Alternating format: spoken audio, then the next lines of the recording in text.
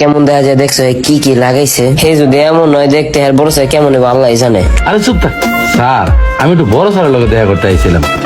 বড় স্যারের সাথে দেখা করবেন? বড় স্যারের সাথে দেখা করা কি চারটিখানি কথা?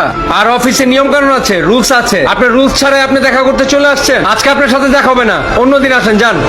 স্যার বিশ্বাস করেন স্যার, আমার অনেক বড় বিপদ স্যার। আমার এই ফোলাটার চিকিৎসা টেয়া লেগে স্যার যদি সই না করে আমার এই ফোলাটার চিকিৎসা করে তার মনে স্যার একটু দয়া করে স্যারের লোক একটু দেখা করে দেন না স্যার।